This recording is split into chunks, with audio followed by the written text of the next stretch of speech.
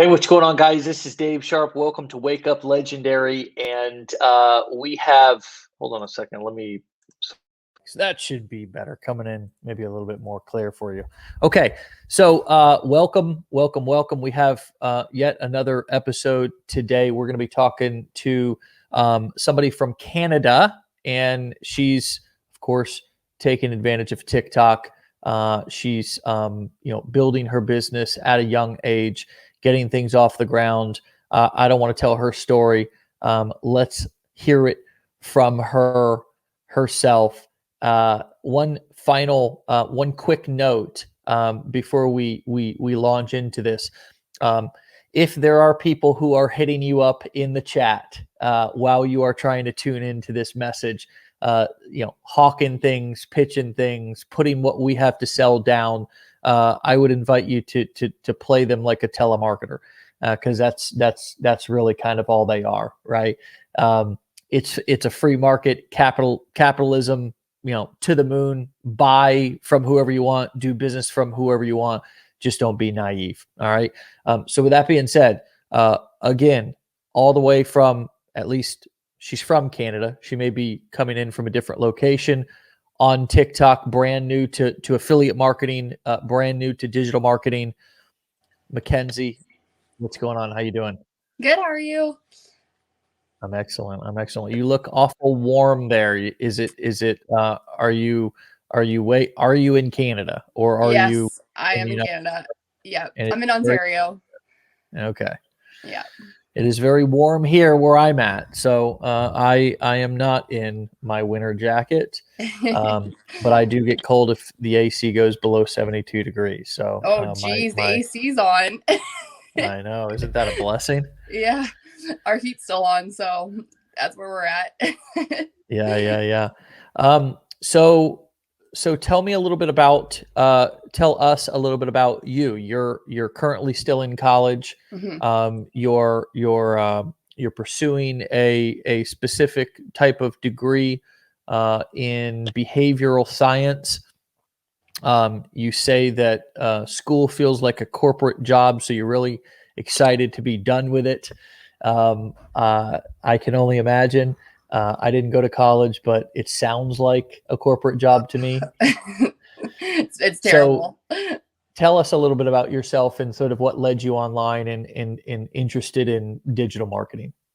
Yeah, so last year, the last couple of years, I've been waitressing at a restaurant just to put myself through school. Mm-hmm. And COVID had me laid off. So I was just I still live at my parents' house, Sure. just saving money. And I got laid off. And I'm like, okay, well, I got to do something. I was getting pretty bored. I was taking up all the hobbies I could possibly think of. And then all my friends were like, oh, download TikTok. And I'm like, okay, that cringy dance app. I don't know about that. So then I downloaded it, and all these people were talking about ways you can make money online. And I heard everything from drop shipping to selling mugs on Etsy, to Amazon FBA. All this was completely new to me. I never heard of any of all this. So then I stumbled into affiliate marketing. I heard someone promoting it, and I'm like, okay, what's that? That sounds like something I could probably do. So then I started following some people that were doing it, and I'm like, yeah, this honestly sounds easy enough. I have zero experience at all in anything internet. I had to Google what a Google Drive was the other day. I'm not a pro. Right. So then I discovered the 15-day challenge, and I'm like, well, it's kind of out of my comfort zone, but might as well. Nothing else better to do right now. So then I did the challenge, and I honestly got so interested in affiliate marketing, and I think this is going to be a lifetime thing that I continuously do. So yeah, wow, that's awesome. So more exciting than college and behavioral science, you're saying? I love what I'm learning, but it's honestly every single time I turn around, there's either an assignment or an essay or something going on, and I feel like I need an assistant or something. It's bad. Yes, every college student needs a personal assistant. Yeah. And then you try to actually, I think that's quite a big market right now. Is these different services who do your homework for you? It's kind of hilarious. We won't ask you if you've ever used one of those before, but we've heard they're out there. Such a hilarious thing, right? I mean, just the education system how it's built, how it's created, how it feels outdated. We're certain, I'm not one to sit here and bash things particularly that I don't have experience in, because I didn't go to college, but my wife did. And, I have many friends who have, and I've talked to tons of people who have. And while I think there's absolutely a need for doctors to be well trained, therapists to be well trained and certified and ensure that they, understand how not to create more trauma if somebody's coming to them with trauma. But there's so many people who just don't know what they want to do in life, and we're presented at such a young age with, this is what you do next. And it's embedded and ingrained in us at such an early age. How now that you're you're an adult and you've been through college now for a little while, what is your opinion on that? What is your opinion on our traditional education system? And then in contrast, this sort of online education experience, and even the business models that we teach, which are selling information in courses and in going sort of it's obviously a unorthodox route, finding a course you're here learning. You're basically in an education experience right now. Obviously, you're taking action on it. But what is your opinion on the traditional education system and sort of being so recently kind of a person who's gone through it? The college system is so narrow-minded. Like, you can't really expand past what they're teaching you. Like really, there isn't really much room to grow, I guess, like, unless you specialize. But in online education, like, you can take your time with it. Like, what you don't understand, you can take your time on something specific. But in college, if you don't get it, too bad, we're moving on next week, so you better get it, right? So I think it just gives you more freedom just to really learn the material, because college doesn't really give you that experience. Like, you got to learn it, and if you don't know it, well, that's what weekends are for, I guess. So right. That's what weekends and crystal meth are for, right? Yeah. Right. You don't have to answer that question either. Caffeine, right? Caffeine, right, of course. Right. Of course. Drugs are bad. Yeah. Okay. We don't condone them. We don't condone them. No, we don't. Some of us, we've done our fair share of them here, and we don't do them anymore. We're done. Yes, we're done with drugs. All right. Okay. So what do you feel that is important for people to know? What is your, just, I'm obviously asking the questions and leading the conversation, but what do you think is important for people who are new to the online world, know of things like TikTok only as being awkward and cringeworthy dance apps and things like that? How is the world changing, and how do the masses not really understand what's going on in your opinion? Sorry, I just want to point out, if you hear that sound, it's my sister running. She has autism, and she does that like every once in a while. So just no sorry problem. About that. I run in the house too. I completely understand. But my advice would be that was me for 100%. Like, I could never have dreamed about making a TikTok like that. To me, it's just so embarrassing. Like, never in a million years. But then I did it, and I think everyone can relate. When you first hit your first TikTok, you're sitting there talking to yourself, and you feel like a crazy person, because especially if you mess up, and then you have to restart, and you're sitting in your car or in your room, just just going over yourself, and you're like, this is a little embarrassing. But once you do it about 3 or 4 times, it's really not that big of a deal. But my one advice for TikTok users, I would say, is that try to stand out a little bit, just because I've noticed that a lot of people, I even started out because I'm like, oh, it's so easy. You just point over here, you point over there, you point over there, and then that's it, right? But I found I wasn't really getting the kind of engagement that I wanted. I wanted genuine people, right? My TikTok, I only have about 600 followers, but they're people that interact with my content regularly. So I feel that's a little bit better than just having inorganic, right? I don't know. Totally. No, totally. Yeah. I totally agree with that. And I want to take this as an opportunity, as I kind of lift my arm and you see my face in the background, kind of in a weird and awkward and creepy way. You see that? Yeah, you sing to it later, or? Oh, weird, right? What is that? No, it's just this. It's this picture that I got. from this store, and this kind of you can get a, what's it called? You can get a picture and put it on like a metal frame, and I just thought it would be awkward and creepy to just set it behind me. So in the show, if I ever did that, something like that, you would see my face back there.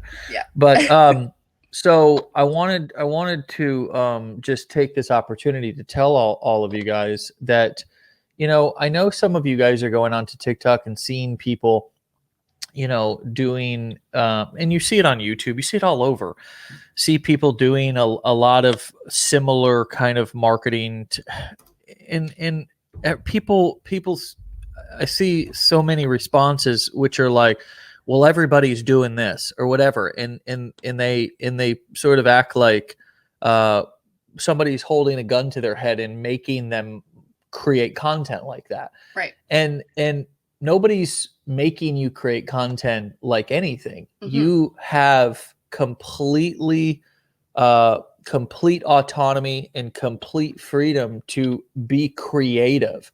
And part of why that may be difficult for some of us is because maybe we're not used to being creative. Maybe we're used to just following instruction, or being kind of told what to do. One of our biggest challenges here at Legendary is getting people to sort of get out of this, tell me exactly what to do and where to click. And if you don't, then it's a scam, or it's right. The support's not there or whatever. And it's like, so we have this challenge of giving guidance, giving direction, and trying to be as specific as possible, while also trying to actually leave space for you guys to be creative and to actually put your own spin and your own personal touch on things. And so I love that you brought that up, Mackenzie, that like, be different. You don't do what everybody else is doing. As a matter of fact, if you guys see everybody doing a specific thing and do the opposite, be different. Be different. I don't know how, I mean, certainly there's things that work and there's things that don't work. You already pointed out one. Unfortunately, boring content doesn't work. Yeah.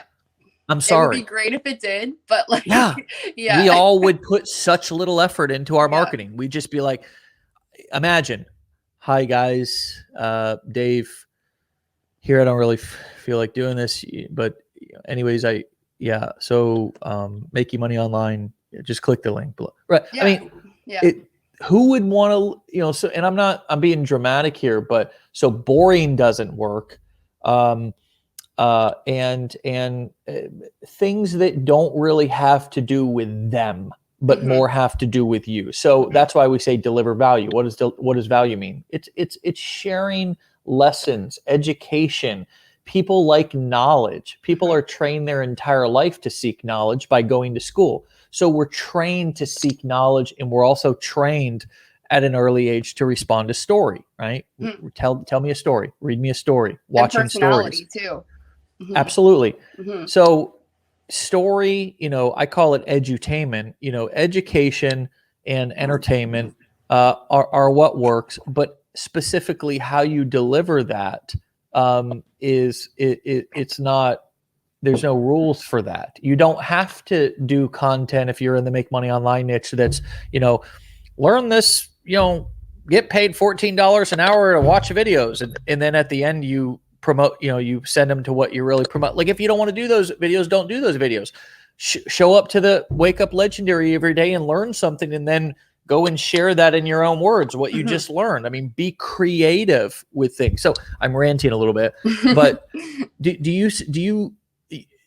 you understand, like, really, that there's no rules to this, Mackenzie, and that absolutely. You literally can probably the more outlandish, the more ridiculous, the more, it's called testing. I mean, is that a difficult transition for you to go through because of being, college is pretty kind of, there's rules, and you're going to do this and you follow rules, right? You have assignments, not that you can't be creative, but you go to this class, and here you walk into entrepreneurship, and it's just kind of like, okay, you're at your desk, you got your cell phone and your computer. What are you going to do today? Is that a difficult transition at all for you, or is it an exciting one?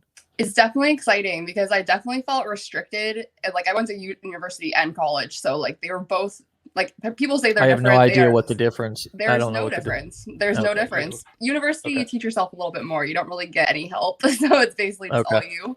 But yeah, it's just I just can't believe how much there's so much room to be yourself in this field. Like you can really take it and make it your own. Like just because someone's doing it this way, you can do it the complete opposite way, like you said. And that might not work for them, but it might work for you. Right.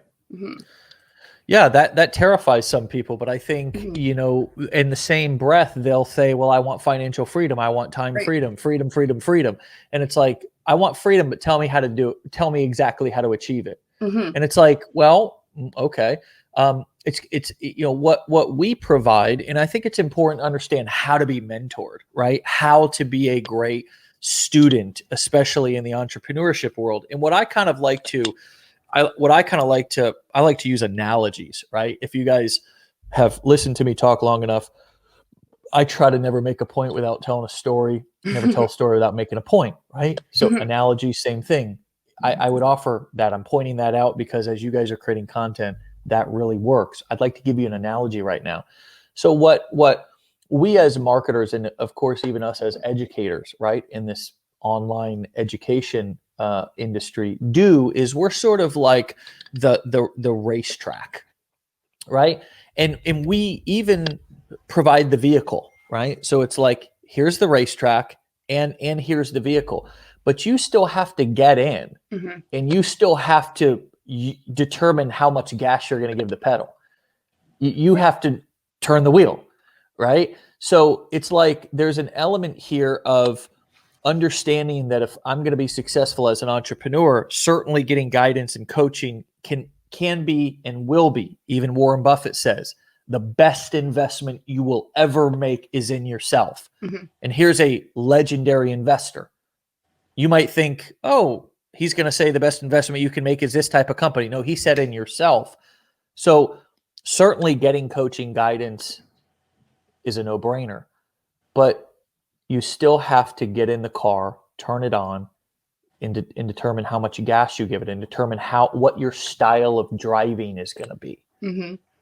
So how would you describe your style of driving? What is your style of marketing when you're creating content now? What has become sort of Mackenzie's style of delivering content and value, which is, as you said, getting engagement even from a small audience? So I had to take a couple weeks break from TikTok just because I have like all these assignments. It's like the end of the year. It's so ridiculous. So I'm not loving that. But I just kind of get on there and talk. Like I like put music in the background, but I'm more so just like talking. Like, this is what I did, and this is why I like what I do, and this is like the opportunities that it's presented me with, instead of just like, like when I first started discovering TikTok and affiliate marketing through TikTok, there was a lot of people, like the people that stood out to me were the ones that were talking to me instead of just like talking to everybody and just like pitching everything was a pitch, that's just for me what stood out for me, and that's what sold me on the whole affiliate marketing was like, okay, this person's a person. And like, they're not trying to be like, they're very, very genuine right now. So there's really no reason I shouldn't trust them.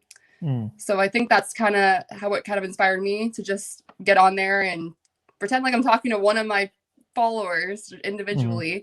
And that just comes off a little bit more genuine than just, like, this is for everybody and blah, blah, blah, because it's not for everybody. Like, not everybody can put forward the effort. That's just the reality of it, right? Like, some people are interested, but not everyone's going to take action. So great. Awesome answer. I want to share my style of marketing so everybody can also, hear another perspective. And then I invite all you guys who are listening to think about your style of marketing. So my style of marketing is a little more gritty, right? It's a little bit more gritty. It's story based. I weave in my story and my personal experiences a lot because I understand that, um, that weaving in my personal stories are what creates, as you said, deep relationship, trust, and rapport with people. I've been doing that since the very beginning, and it's worked really well for me. It's also been fairly therapeutic, which at the beginning of my journey, I kind of needed something that was a bit therapeutic. I had a lot of energy and a lot of, I was a broken person, quite frankly, and I needed to have something to where I could begin to heal some of that brokenness because of addiction and various things that were going on in my life at the time and previous to that. So my style became a bit more gritty. It's a bit more, um, it's a bit more like heart filled with passion. I rant a lot. I get emotional. I express a lot of emotion. You know, um, and I don't put too much emphasis on tech. I don't put too much emphasis on tech. So I'm not a mechanical guy. I'm a dynamics guy. I'm not a technical trainer. Mhm. What funnel builders and what automation and all this kind of stuff. That's not my specialty or my interest. My specialty and interest is communication in building bonds and trust and relationship, and trying to get people to take action based on their deeper why and a deeper meaning to what they're doing, rather than just clicking here and kind of showing people some sort of how a tool works or something, or how they can set up various blogs and this kind of stuff. That is useful. That is some people's style. It's just not mine. That also happens to be my style because I'm not very technical. I'm not a techie guy. I focused on copywriting and video marketing, all communication pieces in my 10-year career, uh, versus a more tech heavy focus. And so that's sort of my style. It always has been. I've had to force myself to track data and pay attention to numbers and be a math guy. It's one of the reasons why I'm probably such a big advocate of that now in our company and to marketers. Is like track your numbers, track how many hits did you get to your landing page, how many opt-ins did you get, and just track that math month over month, and then try new things and see if it converts better. But that's not my normal mode of operation, Mackenzie. So I have to make up for that by focusing on it and Mhm. trying to make sure that I am tracking numbers and stuff inside of my business.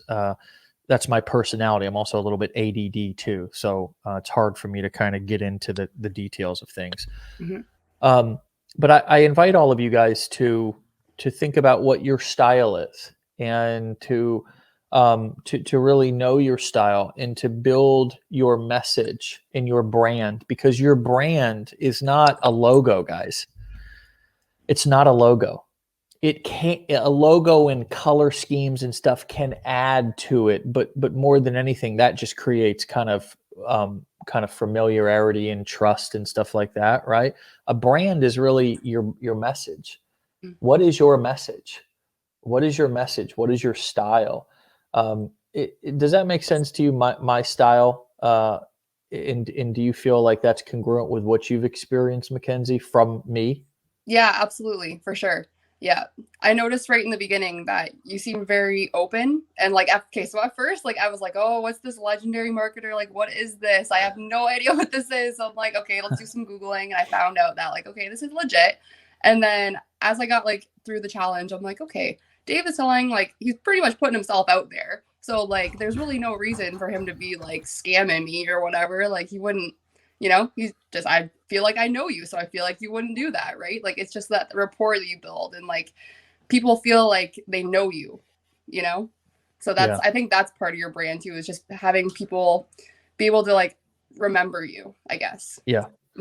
Yeah. And it's done through, sharing my life, a couple of key pieces, right? A lot of us try to figure out, what sort of stories do I tell? And really, it's just a couple of key stories that you need to kind of pull and then simplify, clarify, and be able to communicate. Like some big stories for me have been my addiction story, how I got clean, the story with my dad, how I've tried to help my dad and give back to my dad, and also my mom as well. Those I would say are two big stories that stick out to most people, right? And so I say that because I just want to help you guys to see that the power of just a couple of clear, simple stories that sort of you can use to inspire people and also to add some transparency. Like my addiction story adds vulnerability and transparency to me. So I'm giving you dirt on me, right? So everybody trusts everybody when they got a little bit of dirt on them, right? So when I give you my dirt right up front, it's easier for you to trust me because I'm just saying, here's my dirt, here's who I am. This is you know everything about me. That's the ugliest part about me, is that I was a homeless drug addict, right? Heroin addict, and then, as I shared, this sort of hero script, which I learned honestly in recovery, is what it was like, what happened, and what it's like now. And that simple little formula to pick out a couple of key stories from your life and use that formula is the way that any of you guys, through your content, can have your listeners say the same thing that Mackenzie just said about me. Like, I feel like I know you. I feel like I trust you. I feel like you're telling me the truth. Like, you are who you say you are, right? And then it's learning kind of tonality and practicing your communication, getting a bit more comfortable in your own skin. That's I'd say the other piece to creating engaging content, getting comfortable in your own skin. And I know that you were a little uncomfortable at first, right? Yeah, and so how have you gotten more comfortable, and what's that been like for you? Well, I had James Jordan as a business advisor, and he's like, you need to start getting comfortable being uncomfortable. And I kind of like sat with those words for a little bit. I was kind of in denial. I'm like, oh, I'm not uncomfortable. Like, this is fine. Like, this is definitely in my comfort zone. Then I went to film a TikTok, and I realized just how much out of my comfort zone that was. So I kind of just forced myself through it. Like, you really just have to just do it. Like, there's really, like, if you just start making excuses, like, oh, people will laugh at me, people won't like me, nobody's going to like my content. Okay, so what? That's fine. Nobody's going to like your content for a little bit. Like, nobody liked my content for a little bit. That's fine. But you just got to push through that little area. And then the first couple likes you get, that's just a big milestone you hit. And then you're like, okay, I can do this. This is fine. I'm talking in front of a camera. Like, now I'm on a podcast. Like, what the heck? So yeah, I think that the likes are a they're a little bit of a currency of sorts, right? Because even though you can't deposit them, there's sort of a feedback mechanism to where and you can interpret those however you want. I appreciate how you've interpreted just a couple of likes, because we could also look at that as glass half empty, like, oh, only a couple of likes, but it's like, hey, a couple of likes, like, okay, let's keep going. Like, that's a little bit of feedback. That's a sign. I have this thing that I've learned through some coaches and therapists that I've worked with about attaching positive meaning to things. And we really attach meaning to things. And we have a choice about the meaning that we want to attach to any given thing. Oh, for sure. So similar to, that's such a great simple example, is a couple of likes on something. I can attach the meaning to that, oh, I suck, nobody likes this. Or I can attach the meaning to it that, okay, that's a sign, somebody saw it, somebody likes it, it's like, what meaning do I want to attach to any given situation?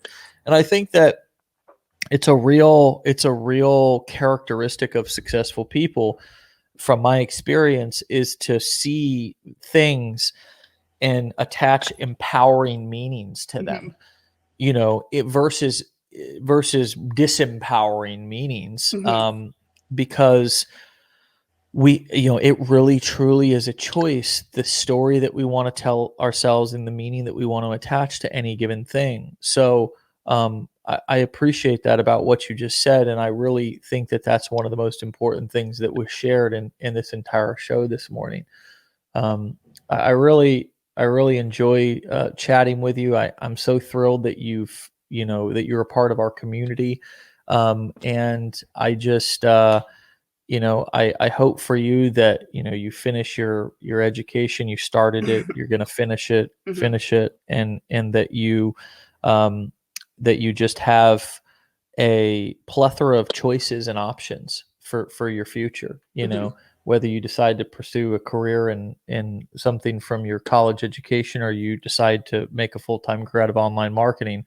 I think your attitude and your approach to it is going to take you a long way.